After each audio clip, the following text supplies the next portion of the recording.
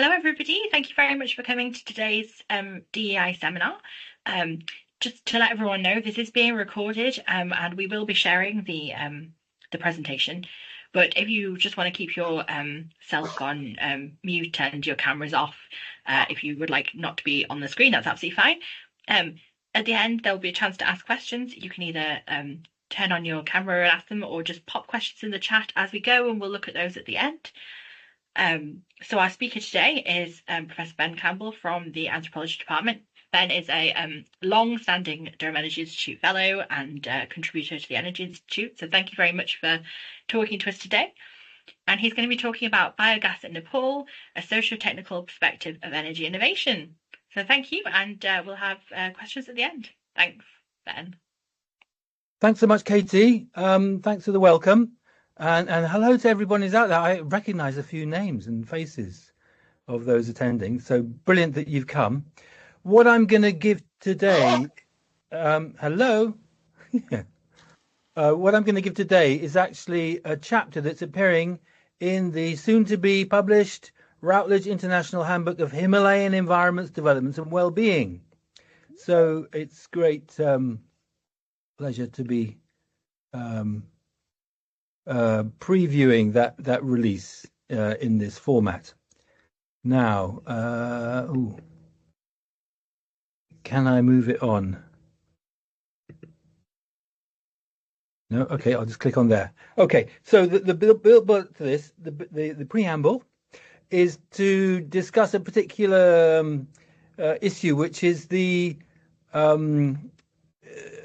connections between energy innovation and environmental conservation.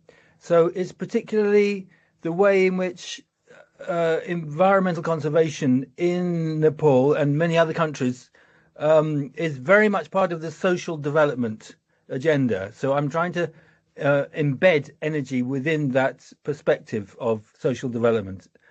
Now, historically, Nepal is one of these places which some outside observers say, oh, there's no infrastructure there, is there? You know, the first roads were only built about half a century ago. The main road between Kathmandu and Pokhara was only completed in 1974. And in fact, my supervisors from the University of East Anglia did an important study on that road project, which constitutes a fair bit of the content for their book they produced in 1980 called Nepal in Crisis. So environmental conservation has been seen as a big problem, deforestation, soil erosion, overpopulation, all these kinds of things, biodiversity loss as well. And renewable energy comes to fit in this picture of a broad concern with development in a fragile environment. So in the 1970s also, there were a series of national parks that were created in Nepal. The first in Chitwan, which we'll go on to talk about later on, in 1973. Then where I did my work in the Langtang National Park, that was 76, and the Everest National Park was also 1976. And in these attempts to protect, preserve the environment and biodiversity, renewable energy often features quite early on as something that could be thought about and could be implemented as a way of reducing people's dependence on fuelwood. So, you know, leave the wood to the environment, to the habitats, and wildlife will theoretically improve and replenish itself a lot better. Biogas had already been trialed by one of the Jesuit teachers at St. Xavier's School in Kathmandu. I think that was back in the 1950s. So there was a little bit of research momentum that was gathering. But it was, of course, with the energy crisis of the 1970s that Nepal starts introducing a renewable energy policy, which was very successful in things such as microhydro. And I'll also draw your attention to another chapter in the Routledge Himalayan Handbook, which is one by Mark Liechty, about the hydropower provision of the Butwal Power Company, which got to off-grid hospitals and provided them with electricity. So the capacity for building power systems to electrify small towns and hospitals and the like, such as like, that was a capacity that was built up within the skill sets within the engineering planning community within Nepal. So it's a very interesting chapter by Mark Leasty about that scale of energy innovation. But the basic facts, I suppose, to let you know about with domestic biogas systems is if you have 2 cows in your household and you're an average household of whatever it is, 5.5 members or whatever, there'll be enough dung from 2 cows to produce biogas as the dung as feedstock to the biogas system to meet all your cooking needs. So that would remove the need for people to go and look for fuel wood in the forest. Okay, so this is a bit of context. My own work on energy innovation, renewables and development, of course, was massively influenced by the next slide, by the Low Carbon Energy for Development Network, LCEDN, which we kicked off here with a conference in Durham. It's a pre-conference. We pre-launched it. We got some of the main stakeholders together in 2011, would you believe? And Tom McLeish, the then head of research at Durham, BBC Research, backed the creation of this network back then with a £20,000 seed corn funding. And we continued for a good 10, 12 years with regular project work going on. So our main colleagues, apart from Durham, were from Loughborough, Ed Brown from geography in Loughborough, and other friends and colleagues at Sussex, at Imperial, at UCL, and Strathclyde especially. And a series of grants were got through DFID and EPSRC. So along we come to 2019, and there's talk about a big program that DFID were going to run called Modern Energy Cooking Services. And I put in an idea to look at biogas in Nepal, in fact, in 3 other countries as well, in Bangladesh, Ethiopia and Bolivia, to do some comparisons about how domestic biogas were being adopted into different kinds of socio-cultural contexts around in a sort of comparative framework. And by gaining some information about how biogas had been adopted in Nepal, we could reflect on the issue of energy in context and how energy innovation can be opened up for social scientists. It would provide us more social science material for thinking critically about energy and social practice. And you might say this is a sort of a different kind of angle than the normal one that tends to treat energy as a technical issue, sort of classically summarized by Mackay in his book, Renewable Energy Without All the Hot Air, as sort of where the sort of climate change issue gets reduced to a technical problem of how to change forms of energy to emit less dirty carbon. So seeing it well beyond that kind of engineer's perspective, to see what other social agendas and environmental agendas are being satisfied. So arguing that is a thoroughly modern narrative of energy, it excludes how energy systems are embedded in socio-ecological practices and preferences. So in this project, I was interested to gather information to see how energy issues connect with social divisions of labour within the household, with gendered norms of livelihood practice, and socio-ecological institutions underpinning everyday life. So by the 1990s, there had become a sort of enough work had gone on since the beginning of the 70s to look at the kind of biogas digester system that could be implemented. And Saroj Rai has published on this. He worked with the BSP biogas support program in Nepal until 2012, I think. So we got a standardized fixed concrete dome system, sort of adapted from what was happening in China. fundamentally. And this could be seen as a sort of modernizing technology for rural communities. It kind of would be associated with narratives, with talking about improving conditions of life and work for women and girls of adopting households. The numbers of these biogas units constructed was impressive. When I began working on the issue back in 2012, there were, 250,000 of these domestic systems had been built, and now it's over 500,000. But the social science study of the expansion of biogas was extremely limited. Shauna Barnhart did a piece there, which was important. And then more recently, here's a picture, a diagram from the joint publication of Natalie Boyd-Williams, who was environmental sciences PhD student who I co-supervised as external supervisor. She was based in Stirling with Dr. Jen Dickey, who came to our Durham Energy Day last November to talk about some of the Scotland's experience of energy transitions.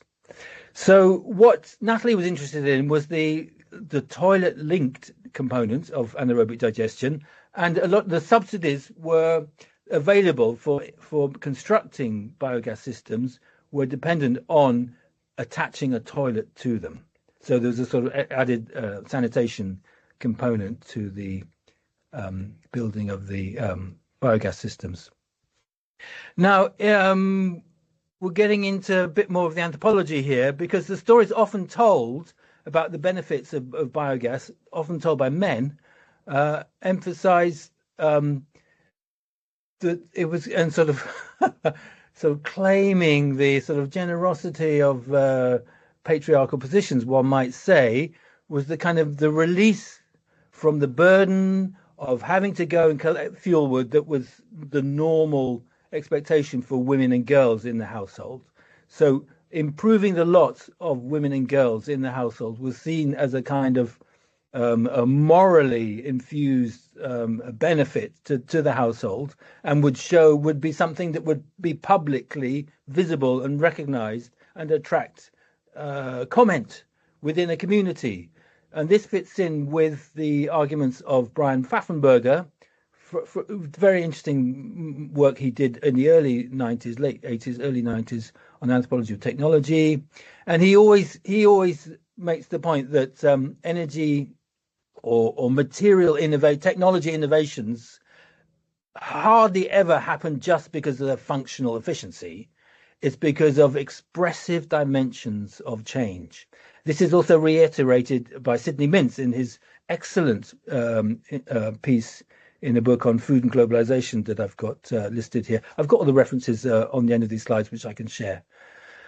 So a strong element of the adoption of biogas, this was sort of my reading of things, and listening to anecdotes told me by men about the advantage in their villages. Oh yes, we know we've got biogas in our village back in Nepal. Very good for improving the lot of women.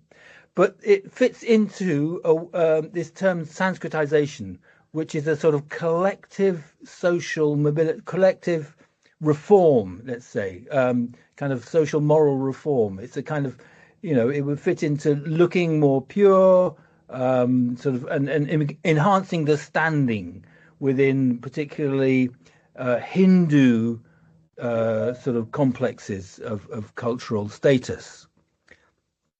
And the role of women, in that Hindu cultural complex, the sort of surveillance of women and overall sort of, paternalistic dimension to it is something really quite important. So I've called this techno-Sanskritization. So the adoption of biogas would mean an adopting household would imply it's looking after its women better than a household that hadn't adopted biogas. So there'd be some kind of aspirational modernity involved. The assets in livestock and its embrace of a means to reduce exposure of its women and girls to cultural, moral, and physical hazards. Because, of course, the jungle, going to collect firewood in the jungle, exposes a certain element of hazard, and you never quite know who you're going to meet in the forest. There might be strangers involved. From the women's point of view, sometimes the ability to go off with a bunch of girls in a group and get away from the men and collect the firewood is also a sociable kind of thing. So it's not um, a simple element to be thinking about. So the plan was to have these different countries. I've mentioned the other countries already, and to visit in combined socio-technical teams, to have a technical expert to look at how well a biogas system is functioning, what problems and maintenance they might have had, and then another social scientist to look at the issues of gender norms and influence of other livelihood factors, such as non-farm income, which is a crucial thing. We'll come on to that. What would be the context for integration with feedstock sources? How would people use manures, other food waste too? What kind of skill sets would be adopted? And then looking at case studies on the ground and in dialogue with the users of these systems, we sought to understand what social and material resources from domestic, neighbourhood, or further in field were involved in the maintenance. So it's not simply, they may be called a domestic technology, but it involved a lot more than the immediate domestic members in the running of the things. How would involvement also in global labour markets affect the thinking of household towards the benefits of biogas? In what sense would the biogas connect with more than domestic, neighbourhood level, and even larger community-based decision-making with livelihood practices and environmental governance, such as, of course, you might know that Nepal is famous for having community forests, which the community forestry plan effectively has stopped all those fears and threats of deforestation and increased soil erosion to a large degree. The panic is over. It's climate change now that's more of a problem. Then, of course, that was a fine plan for doing the research. Then COVID turns up, and the Boris Johnson government decided to slash 40% off of its funding of development. And this project was one of the components of the modern energy cooking services that was slashed. So we just had 3 months to get some data using, configuring everything to do it remotely by phone interview.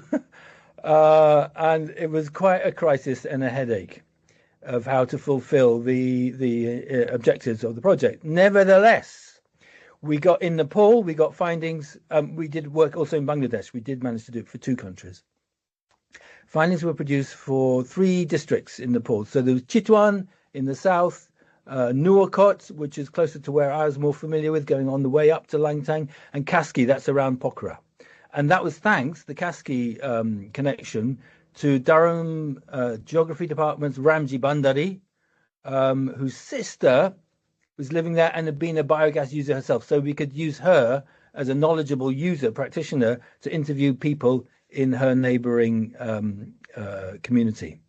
So that was great. And we had Mano Suji, who was the interviewer, to do the other 2 sites in Nuwakot and Kaski districts.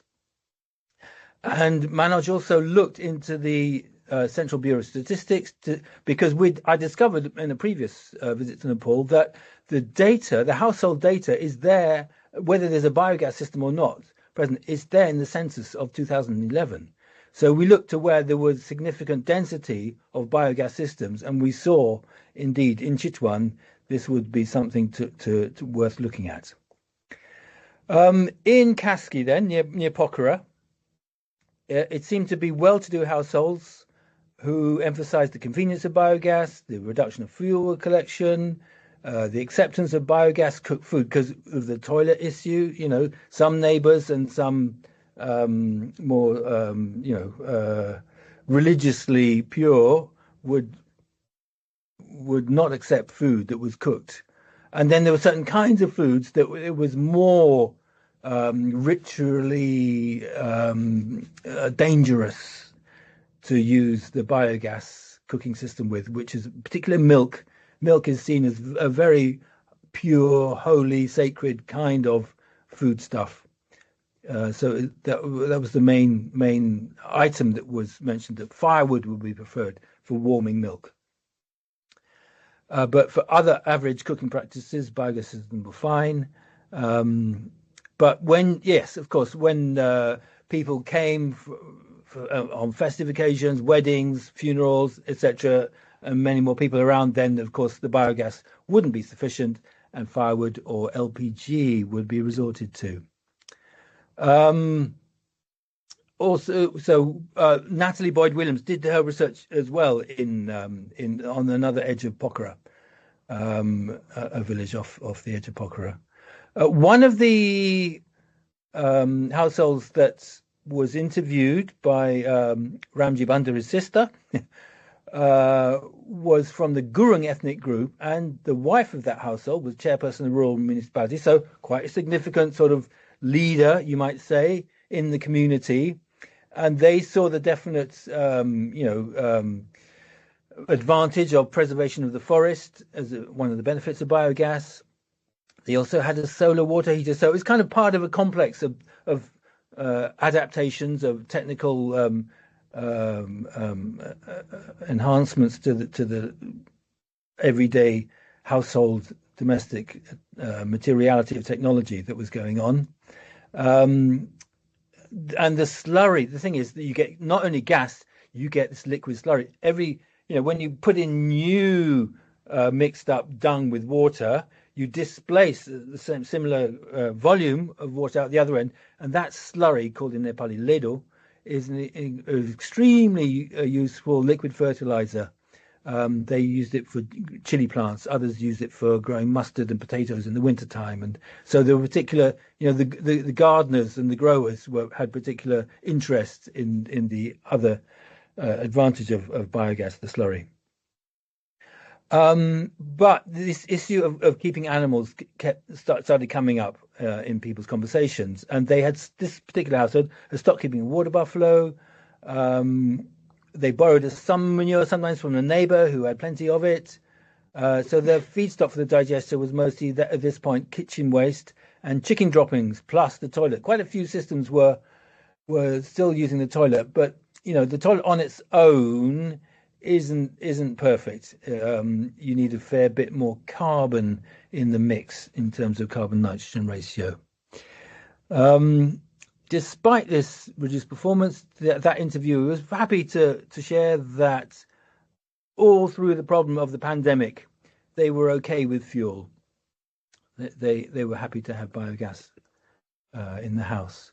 Then another of the Kaski families was from a Dalit community, one of the so-called untouchable communities, and here we got some interesting comments, because they said that the daughter-in-law and husband can go to earn rather than going to collect firewood. So instead of collecting firewood for cooking, they can go and directly earn money, and in fact they can then spend that money on liquid propane gas. So the time which previous generations of households were spent on neighborhood wood foraging trips now was available for exploring other sorts of income opportunities. So that kind of reconfigures how wood collection is scrutinized, is calculated in terms of the labor time it takes up. That family still had 2 buffaloes and were well provisioned, so they could keep the biogas system going. Moving on to Nuwakot, just slightly to the northwest of Kathmandu Valley.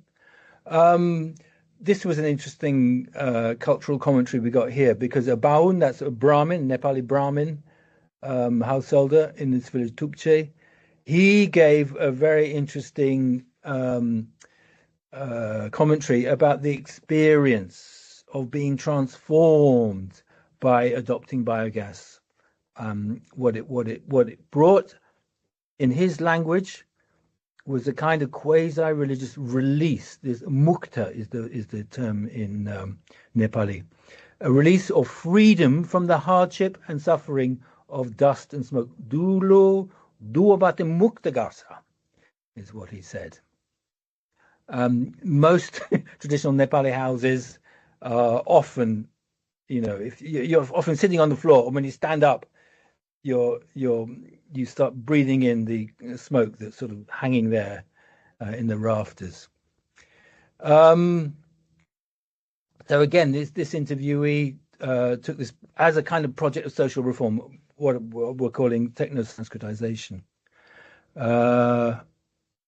And then the wealthier households here, by managing cash assets, it worked to favor biogas over repeat purchase of LPG, so that if they've got enough assets, if they're rich enough, once they do an investment in the gobar gas, gobar is the biogas, gobar means manure, and if they can keep cattle, then it sustains them for longer, provided they're able to have the cattle. With that, initial investment, they don't need to continue investing other than putting in the cow dung, and the system will work for them. So it was kind of, they were reaping the value long after the original investment for building the biogas system. And then from the same village, I was trying to get different perspectives from different ethnic groups and different positions in social hierarchy. And this man prided himself on being an innovator. Asked if he'd had to cook again with firewood. He said, "Abay! No way. When we have to cook food just a couple of times in firewood, it feels difficult. It was kind of awkward again, blowing, puffing away, keeping the thing going. There's a whole palaver around it. And then going on cooperative work groups, eating in somebody else's house. The rotational cooperative labor is still how a lot of farm work goes on in rural Nepal.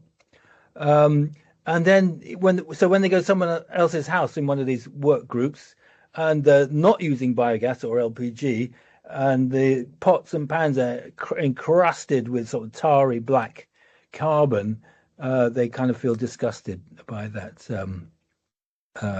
experience. So this early adopter biogas reflected on over the last 3 decades, admitted biogas made him feel significantly independent in terms of fuel. It's not like in the past, because people are not keeping livestock anymore, though. I think because of this, gobar gas because of the lack of livestock, gobar gas is declining, and other gas like LPG is coming in. So effectively, we're getting the message quite loud and clear now. If you haven't got livestock, it's hard to keep the biogas systems going. And then, regarding the influence of the remittance economy, this man said, you can buy an LPG gas with just 2 days' wage. If you go and work for just 2 days, that's enough to satisfy a whole month's worth of cooking fuel expense. So that's really quite an important calculation they're making in their lives. Now we're going to go to Chitwan in the south. So the storylines here in Chitwan sort of make us think beyond that domestic framework. There's a kind of shift in scale away from the simple household decision making, and running biogas depends on whole sorts of bundles of entitlements, especially access to commons. And I mentioned earlier on about community forestry, but there are common pastures. The commons is a very important part of rural life in Nepal, and sometimes the commons do get recognized. And sometimes they don't get recognized, and there's just informally practiced. So there's a very interesting kind of area of ambiguity sometimes between the sort of formalized, sort of developmentally regularized and made visible kinds of institutions for livelihood reproduction, and then other stuff where people are more or less the without being seen. There are commons access that entitlements that get taken without asking permission. The view of energy systems as primarily technical is transformed by opening up access to the technology to a greater demographic than just the propertied rural well-to-do people. So this is effectively, we've seen that the people with cattle, with land, wanting to show, display the role in the community, etc., would adopt biogas. Now in Chitwan, we had a different situation. Now I haven't sort of given in these slides, given the full background to it, but it's worth saying that after the Civil War, which ended in 2006, one of the insurgent leaders who were, struggling for significant social and political change in the country, looked at this whole biogas thing and looked at the state of poverty and landlessness in the village in Chitwan and said, look, we can get subsidies. We can get subsidies from the Chitwan National Park, from the buffer zone committee that would be entitled to claim between 30 and 50% of the park income for development projects, for subsidies. And then there was WWF, and there were other NGOs interested in biodiversity conservation who wanted to support and subsidize the biogas transition for the benefit not only of the people but of the wildlife too. So there was a sort of mass commoning, I want to call it, a commoning practice of a large number of people adopting domestic biogas systems, but collectively adopting them. So for regular villagers, it required 5,000 rupees of the cash input, which isn't too much. It's like, £40 or something like that.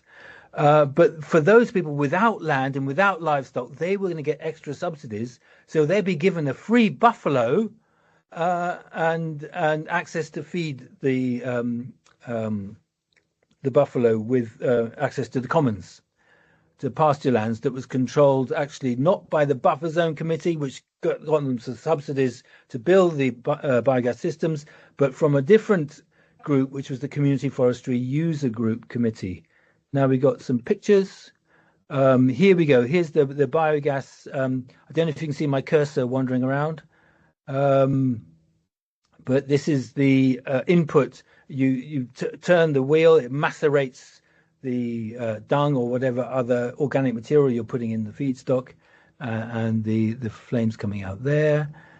Here's at the back of the garden. Here's where the system is being put, and this is kind of what the village looks like at Kumroj. Now then, if we bring this over here, in this community of Kumroj, from 2008, there were, 1,650 domestic biogas systems were installed, which is something like an 80% coverage. 80% of the households were running biogas at this point. Here's a view of some of the kinds of different housing that are there in the village. All sorts of different social classes were therefore getting involved. Here's one of the toilets. There's the input system there. And here you see the flame of the cooker of the biogas unit there. And then we've got one more set of pictures here. Here you go. Here's the national park. This is the buffer zone office. So quite well appointed there. 2 stories, concrete building. There's a picture of the iconic rhino, the gaida, that is famous in the Chitwan National Park.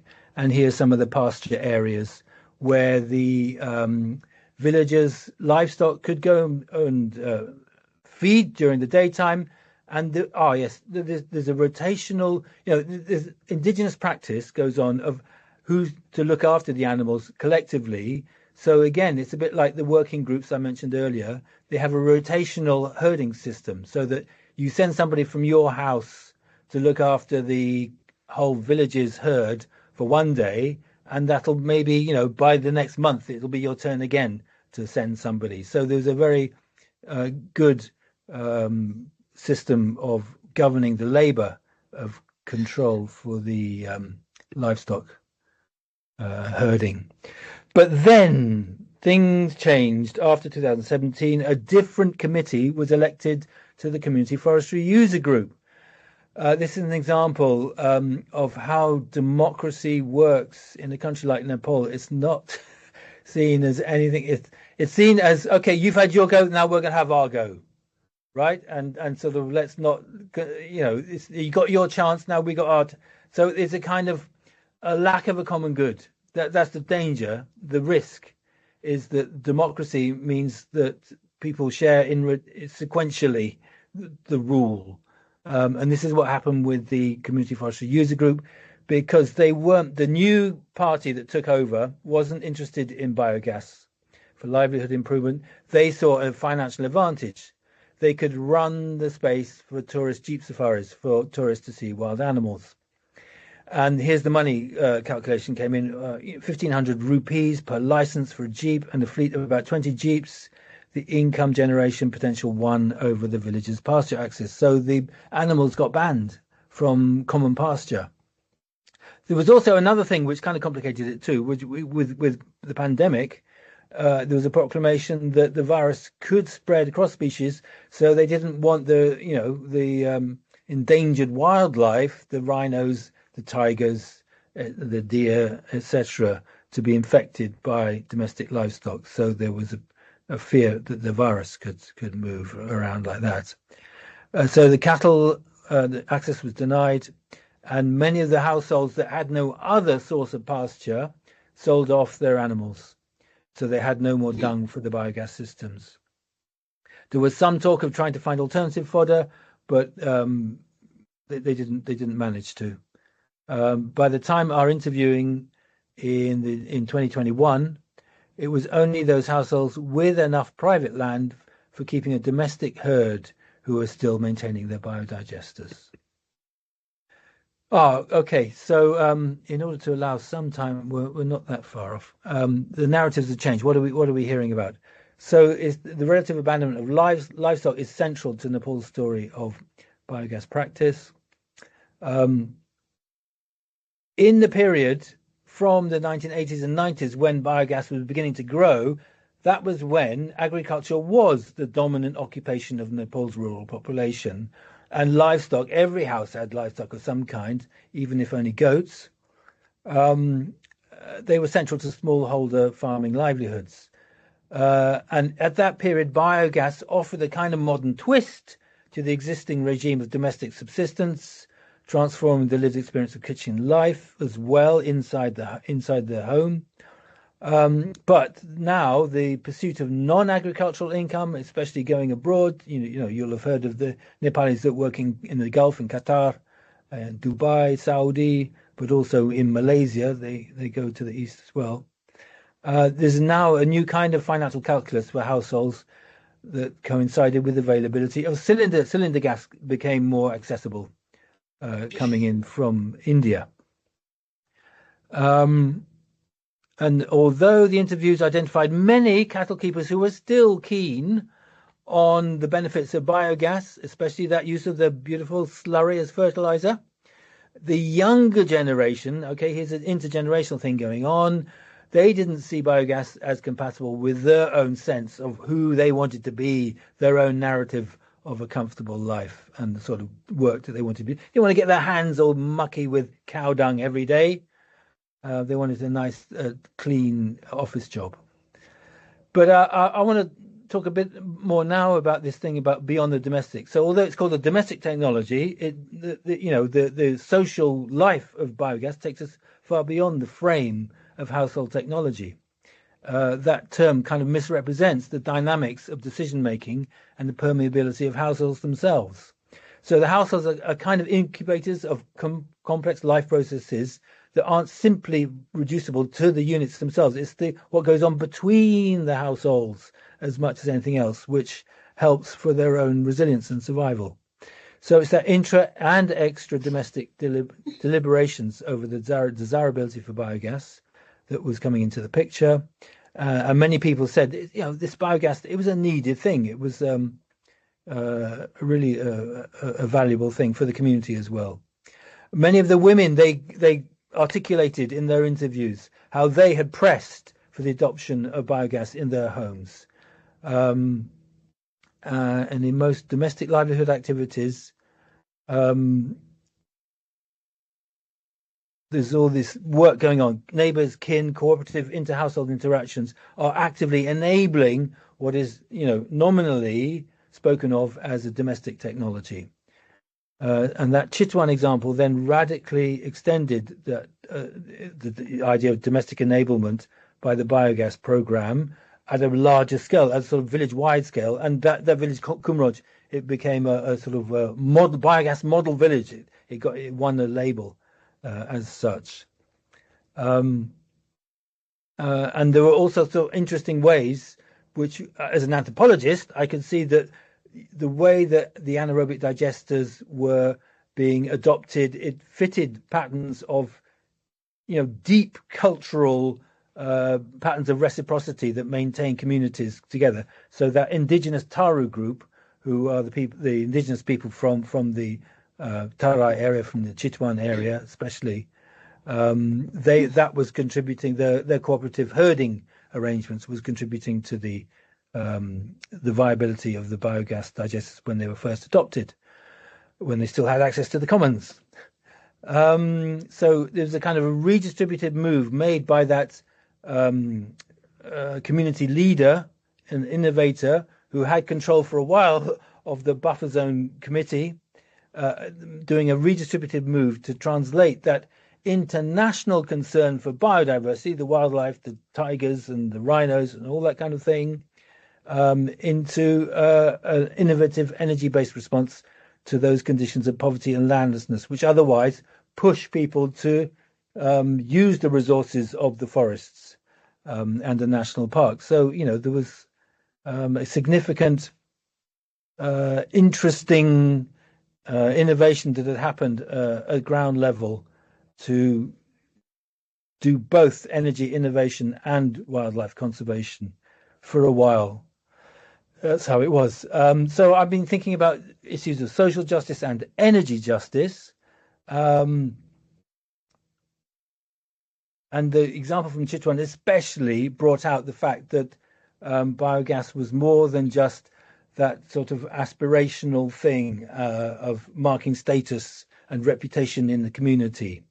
It showed how a redistributive initiative for livelihoods deploying renewable energy at an inclusive social scale might be promoted. There is, though, always a vulnerability in these kinds of projects which depend on rather informal arrangements, perhaps, and then the sort of problems that I've raised about democratic processes which sort of shift the control to different groups, that there's lack of sort of oversight and the context of energy systems integration with local environmental governance institutions. So this significantly marks challenges for sustainability initiatives to resist those market, because it was the market influence of tourism which drew the new committee to say, aha, we got an opportunity here. And then the COVID thing was happening as well. All right, they came in and they ditched the pro-poor biogas development for that tourist income opportunity. So it's an example. It's just, it's a study that looked at various communities, and it came up in particular with this example from Chitwan for us to think about how energy innovation capacities at grassroots level can struggle to align with other sorts of objectives. But, sometimes these things come into alignment. And I think that's important that we've recorded this as one such example. So if energy is considered not just a commodity, but a public good and a platform for sustainable citizenship, a richer conversation could be had over grassroots energy innovations for realizing greater energy sovereignty. And I think that's pretty much my last slide apart from the references. So I hope that was not too rushed. I hope that was of interest to all who have turned up today, and I'm happy to answer any questions. That's fascinating, thank you. If anyone has any questions, do you want to just pop your hand up or put a note in the chat? Either way is fine.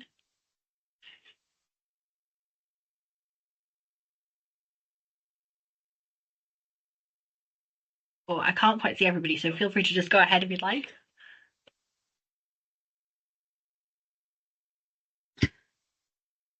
Buddies.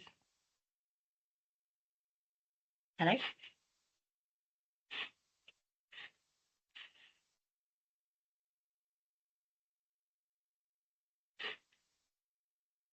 Or I'll start us if nobody else wants to start.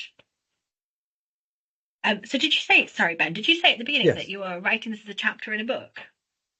Yes, this is pretty much finalized Hmm.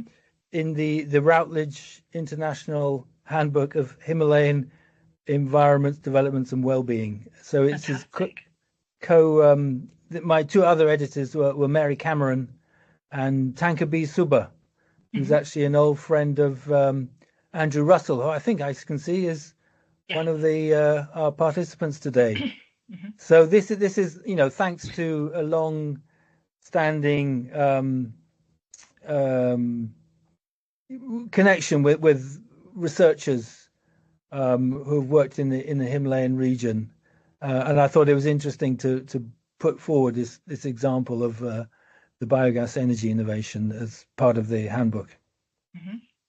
Well, I mean, Brilliant. we had hoped for a few more energy chapters, but I must again reiterate how interesting the one Mark Liechty has written, and Hmm. it's the title of his book and the title of the chapter that he's done a shortened version of his book for is called "What Went Right," as opposed to "What Went Wrong." What went right for once, uh, in terms of the provision of hydropower to run the hospital.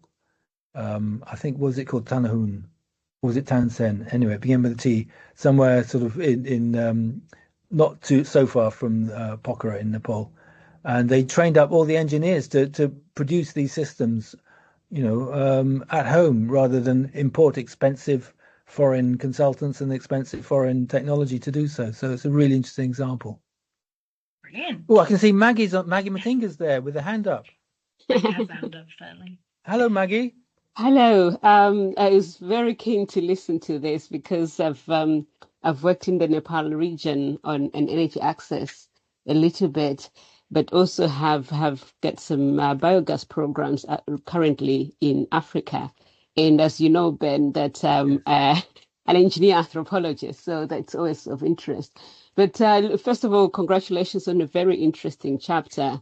And I'm particularly pleased that you touched on the religious aspect of biogas, because in Africa and most countries, we've struggled a bit more than in Asia in terms of people adopting biogas. And as much as I try to tell colleagues coming from the technical aspect to say, religious and the concept of dirtiness also features in whether or not people adopt in the difference between Asia and Africa. Because people say, well, they're adopting in Asia, they're adopting in Nepal. Why can't they adopt in Malawi or Kenya? And, we do come across a lot of areas where people say, but dung is dirty. Whilst in Asia, there's a different perspective altogether. So congratulations on a very, very fantastic, what sounds to be a fantastic chapter. The other question I had was whether you have a sense of how outmigration of males influence, whether it influences rates of adoption. Certainly, in some areas in Nepal, we found that as men migrate more and as the remittances are sent digitally, younger women begin to gain control. So the mother-in-law, the father-in-law who used to go and get money at a kiosk in the main town doesn't really understand how to do it digitally. So finally, the wife gets the money and they decide what's important to them and they invest in energy. This was particularly electricity, it was hydropower. But I did wonder whether at all there is that sense that women having a little bit more decision, yes, having income from abroad, but also a changing role in decision making on what to invest in the household, whether it affects that. It might be different for biogas, of course, but I just wondered if you got any sense of that. Thank you. Thank you, Maggie. Thank you for both your sort of areas that you've raised, and yeah, I'm not.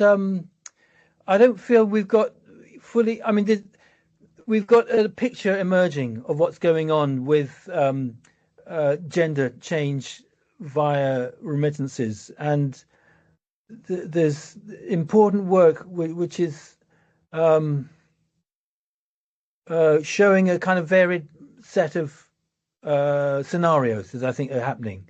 because some scenarios of the remittance economy mean that people actually just leave the village and they move to town.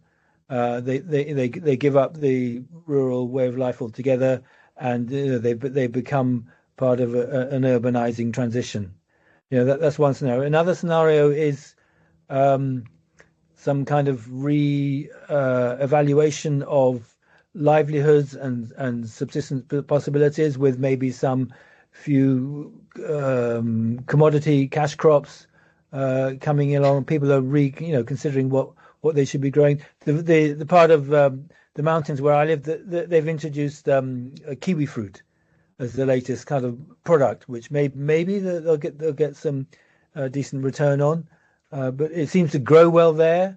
Disease hasn't yet arrived, but you can look further back in time, and they're done similar with apple orchards, and then the apple orchards seem to have mostly failed in Nepal because of disease.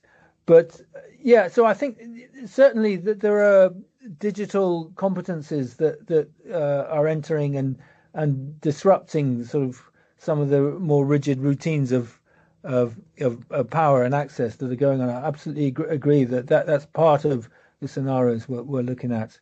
I don't feel I can't be too confident about what I can say absolutely, because I think there are different scenarios that are emerging at the moment, and we're just trying to think about these. But your comments on the religion are really interesting, and I was trying to think of other work in Africa which has talked about fecal matter, and the Great Disgust or something. There's a title, isn't there, by oh dear, the name escapes me. Who was at Nottingham, who wrote about this in Africa. But I do think it's really important that that we get some sense of the symbolic valence of the technologies and the materials they're using, the sorts of services they're performing. There was a nice bit of an anecdote that came from Natalie Boyd-Williams's work in Pokhara, which is, again, that it kind of showed that I think it was a policeman, a policeman in the village had been the sort of primary initial, early adopter, and he had some kind of way of showing, well, it's just gas, isn't it? It's just gas, like in a cigarette lighter. That's the same stuff. It burns. It makes a flame. So some kind of really interesting rhetorical line that he was taking, like, gas is gas. You don't need to ritualize it too much. So, and whether he's successful always, and whether he was always visited by all his relatives when it came to it, that would be something for an anthropologist to take a look at and see maybe who avoided him. But definitely, I think that there's something that we can do as social scientists, is to bring conversations into the mix of not simply the technical efficiency and functionality that comes on with new energy technologies, but also what are people's experiences? What are the feelings of relief and what makes them think, we don't have to? We've moved away from those days. I think these are important subjective experiences which do matter a lot in whether particular innovations get adopted or not. So, Maggie, thanks very much. I'm delighted that you joined us today, and I think we should definitely collaborate in doing some comparative work on these matters. Sure, thanks.